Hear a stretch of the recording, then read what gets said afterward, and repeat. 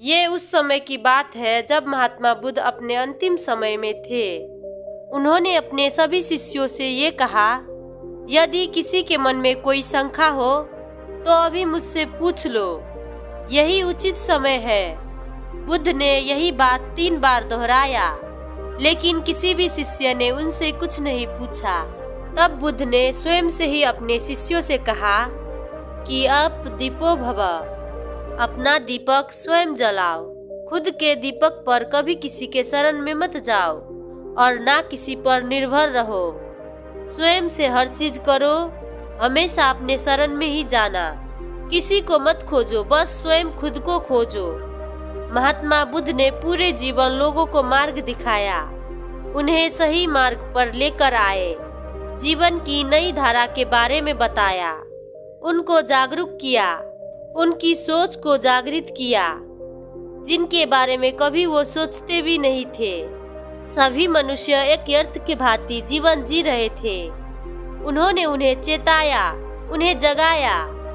फिर भी बुद्ध अंत में सबको कहते हैं, अप दीपो भव, अपना दीपक स्वयं बनो। महात्मा बुद्ध कभी ये नहीं कहते हैं कि उनकी बातों पर ही विश्वास करो, उसी मार्ग और उसी राह पर चलो। लेकिन बुद्ध ने ये क्यों कहा कि अप दीपो भव? महात्मा बुद्ध ने तो जीवन के कई राज खोल दिए थे कि जीवन क्या है, क्यों है, ये जीवन कहाँ से आता है, ये दुख क्या है, क्यों है और क्यों आता है, सब बुद्ध ने बता दिया था। बुद्ध ने तो मुक्ति के मार्ग तक बता दिया था। लेकिन इतना सब कहने के बाद भी गौतम बुद्ध ये क्यों कहते हैं कि अप दीपो भव? उनका क्या तात्पर्य है? आइए जानते हैं। एक बार की बात है, एक गांव के बाहर कई दूर एक गुरु रहा करते थे। उन गुरु जी की ख्याति पूरे में प्रसिद्ध थी, हर कोई उन्हें पसंद करता था। एक बार एक व्यक्ति उनके पास आकर कहता है, हे गुरुदेव, मैं आपका शिष्य बनना चाहता हूँ। व्यक्ति का मान रखते हुए गुरुजी उसको शिष्य बना लेते हैं। वो अब गुरु के साथ ही रहता, लेकिन कुछ दिन बाद उसका मन उस गुरु से उब जाता है। उसे ये जीवन पसंद नहीं आ रहा था। उसे ये लगता कि गुरुदेव रोज एक ही बात बताते हैं, कुछ अलग नया नहीं बताते। ये तो कोई भी ज्ञान की बातें मुझसे करते ही नहीं, फिर क्या लाभ जो मैं इनके पास हूँ। लेकिन तभी व्यक्ति को ये ख्याल आता है, उसे गुरुजी से कुछ कठिन प्रश्न पूछने चाहिए। इससे ज्ञात हो जाएगा कि ये गुरु ज्ञानी है भी या नहीं, कहीं ये ज्ञानी होने का ढोंग तो नहीं कर रहे और मेरा समय भी व्यर्थ कर रहे हैं। ये सब सोच वो गुरु के पास पहुंच जाता है और कहता है कि हे गुरुदेव, मेरे मन में कुछ प्रश्न है, कुछ जिज्ञासा है, इसके उत्तर मैं जानना चाहता हूँ। कृपया कर आप मुझे उसका उत्तर देंगे। गुरुदेव कहते हैं, कैसे प्रश्न है, पूछो जो पूछना है। तब वो व्यक्ति अपने गुरुजी से पूछता है कि हे गुरुदेव, ये मृत्यु क्या है और ये क्यों आती है? शिष्य के इस प्रश्न पर गुरुदेव कहते हैं, क्या तुमने जीवन को जान लिया है? यदि जानते हो तभी मैं तुम्हें इस प्रश्न का उत्तर दूंगा। तब गुरु की बात सुन शिष्य कहता है कि जी गुरुदेव, मेरे हिसाब से जीवन वही है जो ईश्वर ने हमें दिया है, ताकि हम उनकी भक्ति, उनकी आराधना कर सके, उनके चरणों में हमें स्थान मिल सके। तब गुरु शिष्य की ये बात सुनकर ये कहते हैं, क्या तुम्हें ये ईश्वर ने बताया? शिष्य कहता है कि नहीं, लेकिन ये सब बातें ज्ञानी लोग कहते हैं। तब गुरुदेव आगे पूछते हैं कि तुम्हारा अन्य प्रश्न क्या है? कि मैं जानना चाहता हूँ कि पिछले जन्म में मैं कौन था। शिष्य के इस प्रश्न पर गुरुजी पूछते हैं कि क्या तुमने अपने इस जन्म को जान लिया है? तब शिष्य कुछ नहीं कहता है, एकदम चुप हो जाता है। वो सोचने लगता है कि ये तो किसी भी प्रश्न का उत्तर नहीं दे रहे हैं, बल्कि मुझसे ही प्रश्न कर रहे हैं। मैं सही था, ये ढोंगी है। इन्हें कुछ भी नहीं आता। मैं व्यर्थ ही इनका शिष्य बन अपना समय बर्बाद कर रहा था। तब गुरुजी उस शिष्य से कहते हैं, यदि मैं तुम्हें उधार का ज्ञान दे दूं, तो इससे तुम्हें कुछ प्राप्त नहीं होगा। मैं इसकी जगह तुम्हें मार्ग दिखा सकता हूँ, जिस पर चलकर तुम ज्ञान प्राप्त कर सको, लेकिन उस पर तुम्हें स्वयं जाना होगा। मैं जो तुम्हें मार्ग बताऊंगा उस पर तुम्हें स्वयं चलकर खुद को खोजना होगा, क्योंकि ज्ञान हमारे भीतर होता है। मेरे कहने से तुम्हें ज्ञान प्राप्ति नहीं होगी, तुम्हें स्वयं ही उसे खोजना होगा। तब गुरुजी की बात सुन शिष्य को ये लगता है कि शायद गुरुदेव को मेरे प्रश्नों का उत्तर नहीं पता, तभी वो इस तरह स्वयं को बचा रहे हैं। अगले दिन उन गुरु के पास एक और व्यक्ति आता है और उनसे कहते हैं कि हे गुरुदेव, मैं आपके शिष्य को कुछ ज्ञान बांटना चाहता हूँ, यदि आपकी आज्ञा हो तो। व्यक्ति की बात सुन गुरुजी कहते हैं कि क्या ज्ञान को भी बांटा जा सकता है? वो व्यक्ति कहता है, जी गुरुदेव, ज्ञान को जितना बांटा जाता है हमें उतना ही बढ़ता है, ज्ञान तो बांटना ही चाहिए। तब गुरुदेव कहते हैं, पर मैंने तो जाना था कि ज्ञान को बांटने से अज्ञान बढ़ता है, ना कि ज्ञान। लेकिन यदि तुम ज्ञान को बांटना चाहते हो तो उसे बांट सकते हो।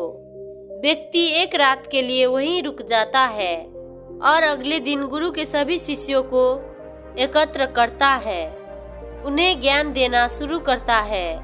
वो व्यक्ति धर्म के बारे में, जीवन के बारे में, ईश्वर के बारे में अलग अलग उदाहरण देता है। वो घंटों तक बोलता रहता है। उस व्यक्ति की बात सुन वो शिष्य जो गुरु से प्रश्न किया था, वो सोचता है कि वो व्यक्ति तो बहुत ज्ञानी है, इसे तो धर्म शास्त्र की पूरी जानकारी है, ये तो पूरा ज्ञाता है, मुझे तो इन्हीं व्यक्ति का शिष्य होना चाहिए, इनसे बड़ा गुरु कहाँ ही मिलेगा। जब वो व्यक्ति अपना उपदेश समाप्त करता है तब वो जाकर गुरुजी से कहता है, मैंने जो कुछ भी शिष्यों से बताया है क्या वो सही है? ये सुन गुरुजी कहते हैं, सही है या गलत ये तो तब बताऊंगा जब मैं तुम्हें सुनूंगा।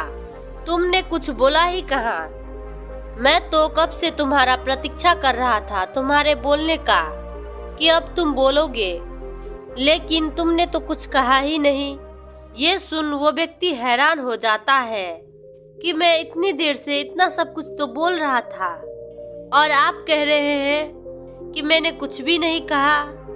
लगता है आपने मुझे सुना ही नहीं। अपने शिष्यों से पूछे मैंने कितना कुछ कहा। तब गुरु कहते हैं कि अभी तक तुम्हारे धर्म के ग्रंथ बोल रहे थे, तुम नहीं। यदि कुछ बोल रहा था तो तुम्हारे धर्म, गुरु और उदाहरण, तुमने तो अभी तक बोलना शुरू भी नहीं किया। तब वो व्यक्ति कहता है कि आप क्या कहना चाहते हैं, मैं नहीं समझा। तब गुरुदेव कहते हैं कि अपनी आंखें बंद करो और ध्यान से सुनो जो भी मैं कहता हूँ और मुझे बताना। गुरु उससे कहते हैं कि तुमने जीवन के बारे में कहा, मृत्यु के बारे में कहा, धर्म के बारे में कहा, लेकिन तुम इन्हें जानते हो। तुमने पूर्व जन्मों के बारे में बताया, लेकिन तुम्हारा खुद का इसमें अनुभव है। तुमने ईश्वर के बारे में बताया, क्या तुमने ईश्वर को देखा सुना है? कहीं ऐसा तो नहीं तुमने बाहर से ये बातें सुन लिया हो और उसे बिना जाने खोजे यहाँ आकर बता दिया? इन बातों को तुम अपने भीतर देखो और उन्हें खोजो और ये जानो कि इनमें से किसी भी बात को तुमने अनुभव किया है। गुरु की बात सुन उस व्यक्ति ने तुरंत आंखें खोल लिए और वो गुरुजी से कहता है कि आप सही कहते हैं कि मैं इनमें से किसी भी बात को नहीं जानता और ना ही कभी अनुभव किया है। मुझे तो कुछ पता ही नहीं है। मैं तो अब तक दूसरे के ही ज्ञान को ढो रहा था। गुरुदेव, आपने मुझे बचा ली। आप मुझे अपना शिष्य बना ले और मुझे अपना शरण में ले ले। मुझे ये बताए कि मैं किस प्रकार अपना ज्ञान अर्जित कर सकता हूँ। तब गुरुजी कहते हैं कि जब उजाला ना हो तो स्वतः ही अंधेरा हो जाता है।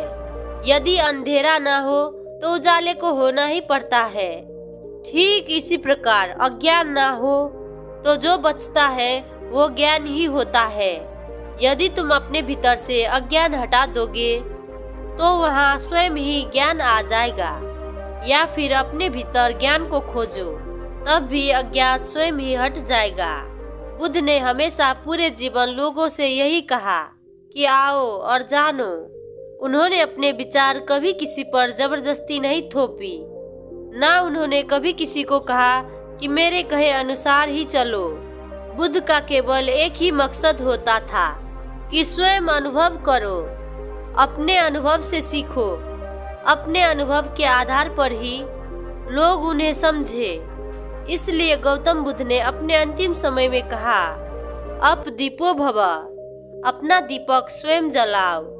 उनकी ही कही बातों पर केवल वो समझ आए तभी जानना वो क्या कहते हैं। उसे सुनो, उसे समझो। यदि वो आपको समझ आता है तो उनके बताए मार्ग पर चलो। खुद से अनुभव करो, अपने अनुभव से ही उसे मानना। कहते हैं कि ज्ञान बांटने से बढ़ता है, परंतु ये भी सही है कि ज्ञान को बांटा जा ही नहीं सकता, क्योंकि जब आप किसी भी चीज को स्वयं से अनुभव करते हैं और किसी अन्य को बताते हैं, तब वो उसे अपने बुद्धि के मुताबिक ही समझता है। वो उस समय वो सब नहीं अनुभव कर सकता जो तुमने किया, जो कि उसके भीतर अज्ञान को जन्म देता है, और तब वो ज्ञान दूसरे को बांटने लगता है। और ऐसा करने से हर जगह केवल अज्ञानता ही फैलती है और ज्ञान खत्म हो जाता है। यदि आप चाहते हैं कि स्वयं की ज्ञान को उत्पन्न करें तो स्वयं को जाने, क्योंकि बहुत सारे ज्ञान को एकत्र करने से अच्छा है स्वयं की ज्ञान जो आपको जागृत करने में मदद करता है, उसे खोजे। और दोस्तों, जाते जाते मेरी इस चैनल को सब्सक्राइब करते जाइएगा, साथ में एक प्यारा सा कमेंट और लाइक करना मत भूलिएगा। थैंक यू दोस्तों।